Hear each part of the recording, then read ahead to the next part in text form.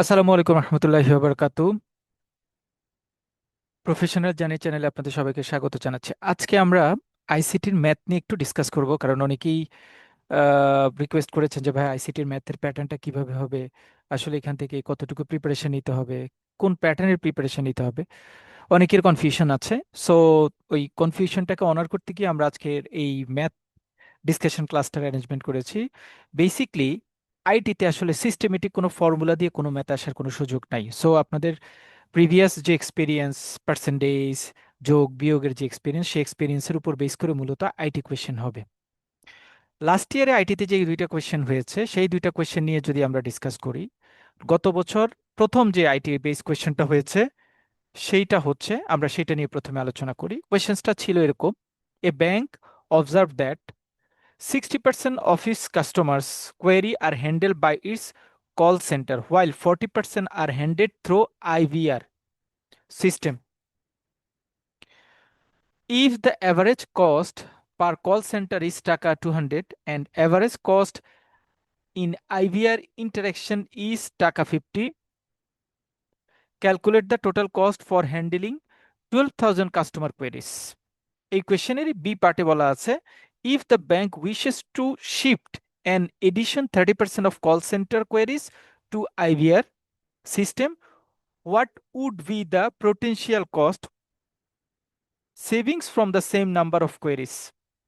So এই প্রশ্নটা যদি আমরা অ্যান্সার করতে যাই, আমাদের আসলে কোয়েশ্চেনে বলা হয়েছে যে দুইটা সিস্টেম, একটা সিস্টেম হচ্ছে কল সেন্টার সিস্টেম, আরেকটা সিস্টেম হচ্ছে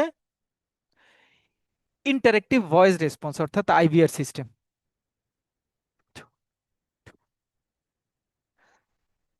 IVR system. So interactive voice recorder একটা প্রসেস, আর একটা প্রসেস হচ্ছে রেগুলার কল সেন্টার প্রসেস। বলা হচ্ছে যে টোটাল 12,000 কোয়েরি, কাস্টমার কোয়েরি আমার হাতে এসছে, এর মধ্যে 60% হচ্ছে কল সেন্টারের মাধ্যমে আসছে আর 40% হচ্ছে আইভিআর এর মাধ্যমে আসছে। কল সেন্টারের প্রত্যেকটা কোয়েরি রেসপন্স বা ওইটার পিছনে কস্টিং হচ্ছে, প্রত্যেকটা কল সেন্টারের কস্টিং হচ্ছে 200 টাকা। আর প্রত্যেকটা আইভিআর এর যে রেসপন্স বা আইভিআর এর যে কস্টিং সেটা হচ্ছে 50 টাকা। প্রথম বলা হয়েছে যে টোটাল এই যে কল সেন্টার এবং আইভিআর এর মাধ্যমে 12,000 কল রিসিভ করতে টোটাল কত টাকা খরচ হয়েছে, এটা হচ্ছে প্রথম প্রশ্ন। সেকেন্ড প্রশ্ন হচ্ছে, if the bank wishes to shift an addition 30% of call centre queries to IVR. B নম্বরে বলা হয়েছে যে যেহেতু আইভিআরটা হচ্ছে কস্ট কার্টাইল, এখানে কস্ট সাশ্রয় সাশ্রয় পাওয়া যায়। সো যদি আমরা আহ, আই কল সেন্টারের কিছু অংশ 30% অংশ যদি আমরা আইভিআর এ কনভার্ট করি, তাহলে প্রাইসিং এর ক্ষেত্রে সেভিংসটা কেমন হবে, এটা হচ্ছে বি নাম্বার কোয়েশ্চেন্সে বের করার কথা। সো প্রথমে আমরা এ নাম্বার করি। এখানে 12,000 কোয়েরি আছে, কল সেন্টারে হচ্ছে 12,000-এর 60% কোয়েরি। সো 12,000-এর 60% হচ্ছে 12,000 ইন্টু 60%। আমরা জানি 60% মানে পার্সেন্টেজ পরিবর্তে 100 দিয়ে ভাগ করতে হয়, এটাকে গুণ করলে 7,200 কোয়েরি। কল সেন্টারে 7,200 কোয়েরি, আই বিহারে হচ্ছে টোটাল কলের 40%, অর্থাৎ 12,000-এর 40% হয় 4,800 কোয়েরি। কেউ যদি আমরা মনে করি যে কেউ যদি আমরা মনে করি আমরা যদি মনে করি যে কল সেন্টারে হয়েছে 7,200, 12,000 থেকে 7,200 বাদ দিই, তাহলে 4,800 বের হয়। সো আইবিআর এর কোয়েরি হচ্ছে 4,800, কল সেন্টার কোয়েরি হচ্ছে 7,200। এখন কল সেন্টারের প্রত্যেকটা ইফেক্টের এগেনস্টে কস্ট হচ্ছে 200 টাকা। সো 7,200-এর এগেনস্টে কস্ট হবে 14,40,000, গুণ করলে হলো।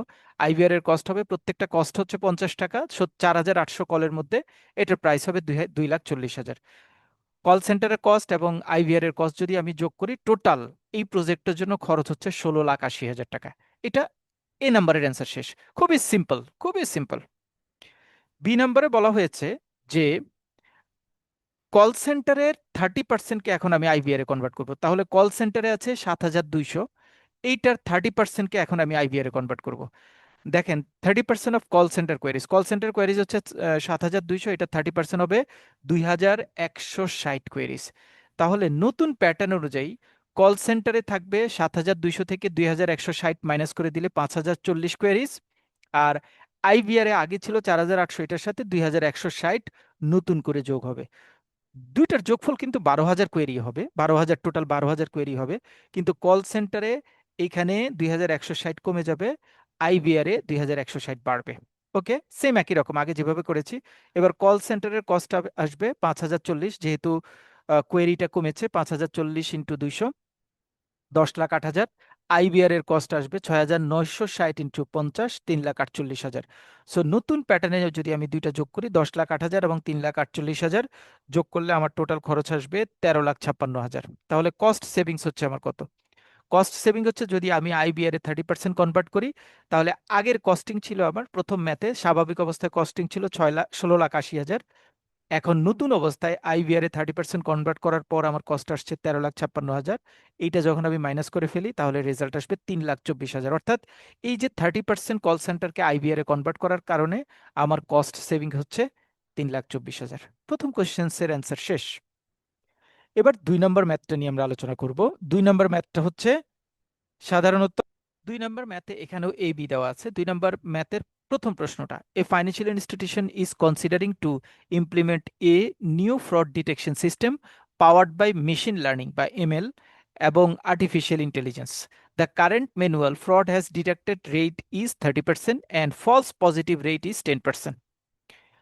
কোন একটা ওল্ড শেপের, এখানে আসলে দুইটা দুইটা দুইটা ব্যাংকের টেকনোলজিক্যাল কম্পেয়ার করা হয়েছে।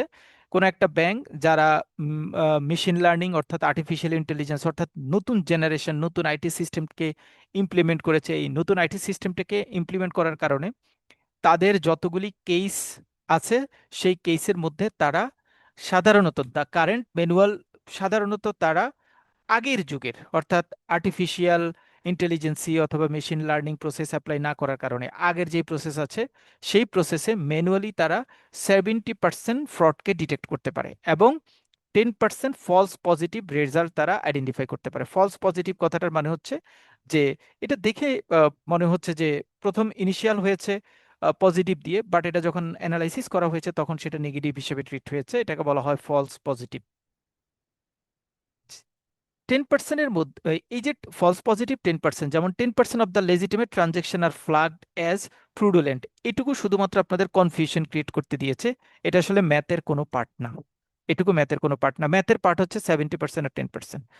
সো ম্যানুয়াল ব্যাংকিং অর্থাৎ প্রিভিয়াস যে ব্যাংকিং অর্থাৎ ওল্ড শেপের যে ব্যাংক, সেই ব্যাংক তাদের টোটাল যতগুলি কোয়েরি আছে, সেই কোয়েরির মধ্যে 70% তারা হচ্ছে ফ্রড হিসেবে ডিটেক্ট করে, আর 10% হচ্ছে ফলস পজিটিভ হিসেবে ডিটেক্ট করে। দ্য নিও AI and AML base system, এটা হচ্ছে নতুন মডার্ন সিস্টেম। সেম একই রকম তাদের কাছে যতগুলি কেস আসে, তার মধ্যে তারা ফ্রড ডিটেক্ট করতে পারে 95%। এখানে ফ্রড ডিটেকশনটা বেশি, কারণ এটা হচ্ছে টেকনোলজিক্যাল অ্যাডভান্সমেন্টটা বা একদম মডার্ন টেকনোলজিকে এখানে অ্যাপ্লাই করা হয়। অ্যান্ড ফলস পজিটিভ রেট হচ্ছে এখানে 2%, এখানে ফলস পজিটিভ রেটটাও কম। দেখেন 10%-এর এই কথাটা কিন্তু মডার্ন টেকনোলজিতে ব্যবহার করা হয় না। সো এটা আসলে ওল্ড টেকনোলজিতেও এটাকে আমি খুব বেশি প্রায়োরিটি দিয়ে ম্যাথ করব না। আমার জন্য দুইটা, একটা হচ্ছে ফ্রড ডিটেকশন আর একটা হচ্ছে ফলস পজিটিভ। ওল্ড শেপে ফ্রড ডিটেকশন হচ্ছে 70%, নিউ এবং ফলস পজিটিভ হচ্ছে 10%। নিউ মডার্ন টেকনোলজি যেটা মেশিন লার্নিং এবং এআই বেসড টেকনোলজি, সেখানে ফ্রড ডিটেকশন হচ্ছে 95% এবং ফলস পজিটিভ হচ্ছে 2%। মেইন, এবার ডেটা দেওয়া, if there are 1,000 genuine fraudulent for every 1 million transaction, total transaction হচ্ছে 1 মিলিয়ন, তার মধ্যে 1,000 হচ্ছে জেনুইন ফ্রুডুলেন্ট ট্রানজেকশন। এই 1,000 ফ্রুডুলেন্ট ট্রানজেকশনের মধ্যে 70% আবার ফ্রড ডিটেক্টেড, এটা আইডেন্টিফাইড, আর বাকি অংশটুকু fraudulent but not identified. Analytically compare the number of undetected frauds and number of false positive detection between both current and proposed AML and AI power system provided calculation। অর্থাৎ আমাকে এবার finally result বের করতে বলেছে যে manual অর্থাৎ আগের প্রসেসের সাথে নতুন প্রসেসের ফ্রড ডিটেকশনের কম্পেয়ার করতে বলেছে এবং ফলস পজিটিভের ডিটেকশনের কম্পেয়ার করতে বলেছে। খুব সিম্পল কথা। Analytically compare the number of undetected frauds and number of false positive detection between both current and proposed AML and AI power system. So আমার এখানে টোটাল কেস হচ্ছে 1 মিলিয়ন, টোটাল ট্রানজেকশন হচ্ছে 1 million, এর মধ্যে fraud transaction হচ্ছে 1,000। আর genuine transaction তাহলে কত? Genuine transaction হচ্ছে 1 মিলিয়ন থেকে 1 মিলিয়ন থেকে যদি আমি ফ্রুডুলেন্ট ট্রানজেকশন 1,000 বাদ দিই, তাহলে জেনুইন ট্রানজেকশন হচ্ছে 9,99,000। এবার ফ্রড ডিটেকশন করতে হবে। আমার যে যতটুকু ফ্রড ট্রানজেকশন আছে, যে 1000 হচ্ছে ফ্রুডুলেন্ট ট্রানজেকশন, এটা 70% হচ্ছে ডিটেক্টেড ফ্রড। সো 70% অফ 1000-এর মধ্যে ডিটেক্টেড ফ্রড হচ্ছে 700, আনডিটেক্টেড ফ্রড হচ্ছে 300। এটা কিন্তু ফ্রুডুলেন্ট ট্রানজেকশনের 70%। এটা কিন্তু আমরা হয়তো ভুল করতে পারি যে টোটাল ট্রানজেকশনের মনে হয় 70%, না। এই 1000 জেনুইন ফ্রুডুলেন্ট ট্রানজেকশন হচ্ছে 1000-এর মধ্যে 70% হচ্ছে ডিটেক্টেড, আর বাকি অংশটুকু ডিটেক্টেড না। সো কারেন্ট ম্যানুয়ালে ডিটেক্টেড ফ্রড হচ্ছে 70, আনডিটেক্টেড ফ্রড হচ্ছে 30। কারেন্ট ম্যানুয়ালে ফলস পজিটিভ সবসময়, ফলস পজিটিভটা আসে জেনুইন ট্রানজেকশনের মধ্যে, যেটা ফ্রুডুলেন্ট ট্রানজেকশন সেটার মধ্যে কিন্তু হবে না। সো জেনুইন ট্রানজেকশন হচ্ছে 9,99,000, এইটার মধ্যে থেকে আমি ফলস পজিটিভ আসবো। আমাকে বলছে 10% false positive. So false positive 9,99,000-এর 10% হচ্ছে 99,900। তাহলে যদি সামারি করি, আমার ম্যাথে বলেছে ওল্ড শেপে আনডিটেক্টেড ফ্রড এবং ফলস পজিটিভ কতটুকু। ওল্ড শেপে আনডিটেক্টেড ফ্রড হচ্ছে 300, ফলস পজিটিভ হচ্ছে 99,900। মেশিন রিডেবল অথবা এআই ভিত্তিক সিস্টেমটা একই রকম, কারণ এখানে আমাকে বলছে ফ্রড বলেছে 95%। সো আমার টোটাল ফ্রুডুলেন্ট অ্যাক্টিভিটিস হচ্ছে 1000, এটা 95% হচ্ছে 950। তার মানে এখানে আনডিটেক্টেড ফ্রড হচ্ছে 50। এখানে আনডিটেক্টেড ফ্রড ছিল 300, এখানে আনডিটেক্টেড ফ্রড হচ্ছে 50, মানে আনডিটেক্টেড ফ্রডের পরিমাণটা কমে গেছে।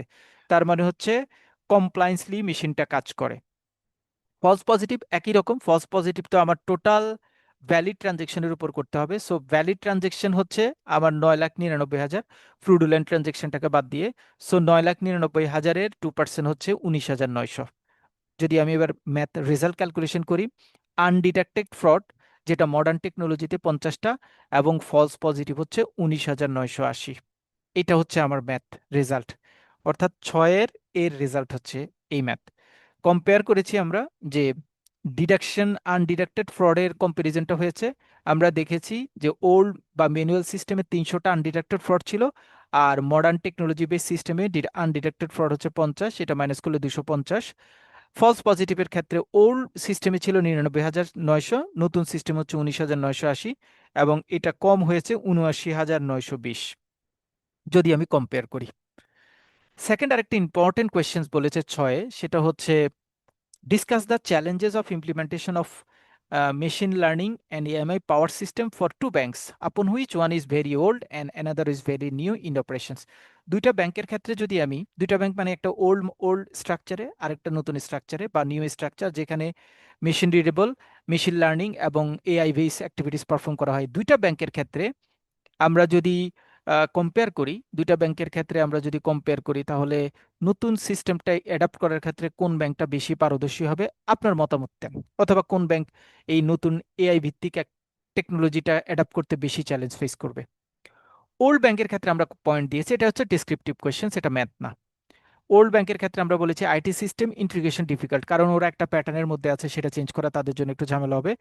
পুয়ার ডেটা কোয়ালিটি, তাদের সাধারণত হিস্ট্রিক্যাল ডেটা আর্কাইভ তত স্ট্রং থাকে না। এমপ্লয়িজ রেসিস্ট টু চেঞ্জ, এমপ্লয়িরা খুব সহজে নতুন পরিবর্তনে সাধারণত অ্যাডজাস্ট করতে চায় না। High cost of system update, নতুন সিস্টেমটা আপডেট করতে তাদের কস্টিং বেড়ে যাবে। রিস্ক অফ অপারেশনাল ডিসরাপশন, যেহেতু এখানে স্কিল পার্সনের সংখ্যা কম, তাহলে রিস্কের জায়গাটাও এখানে বিঘ্নিত হওয়ার সম্ভাবনা রয়েছে। কমপ্লেক্স রেগুলেটরি কমপ্লায়েন্স, রেগুলেটরি কমপ্লায়েন্সটাও ঠিকঠাকভাবে পালন করার চ্যালেঞ্জ রয়েছে ওল্ড ব্যাংকগুলির ক্ষেত্রে নতুন মডার্ন অ্যাডাপ্ট করার ক্ষেত্রে।